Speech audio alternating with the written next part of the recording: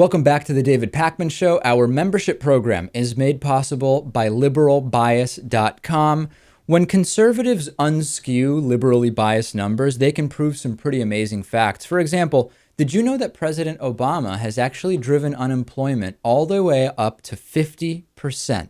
Find out about that and plenty more unbiased facts at liberalbias.com.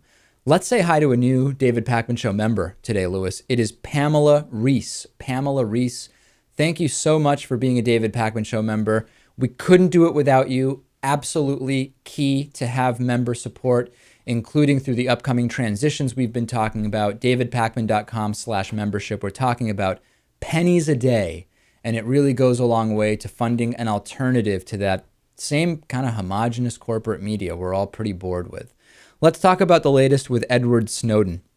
Edward Snowden now still stuck at the Moscow airport in Russia, has not moved, has not accepted asylum from any other country so far. The latest is he has said, initially I did not want asylum. Well, let's back up even further.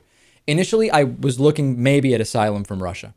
Then I decided I'm not looking for asylum from Russia. I'm going to stay in the airport.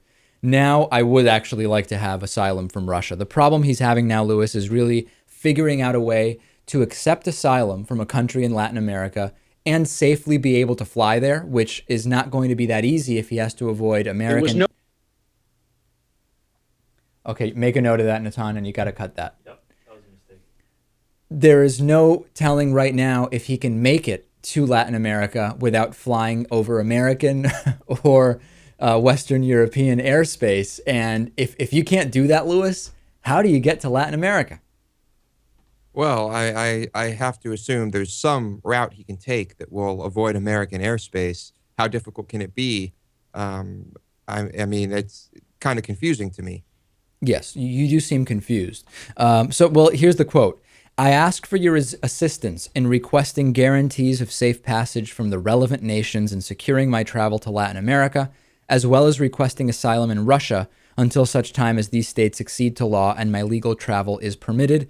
I will be submitting my request to Russia today and hope it will be accepted favorably. That's a letter he wrote to human rights group. So Bolivia, Venezuela, and Nicaragua have offered Edward Snowden asylum. We have to figure out how he can get there without flying over Western Europe or the Americas.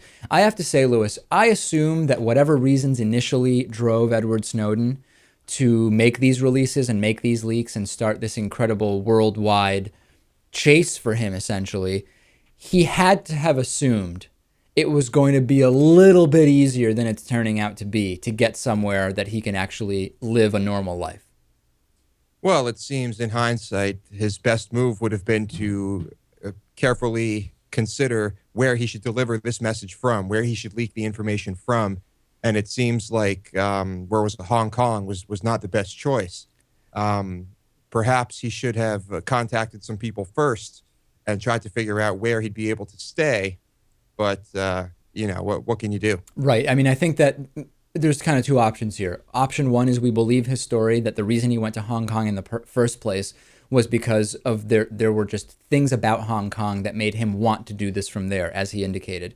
Option two is he really thought that that's where he was going to be able to have asylum. And when that became when it became obvious that that wasn't going to happen, all of a sudden he had to change his plans. We'll keep following Edward Snowden. We'll keep following whether he does get asylum in Russia, and we'll report to you where he eventually ends up.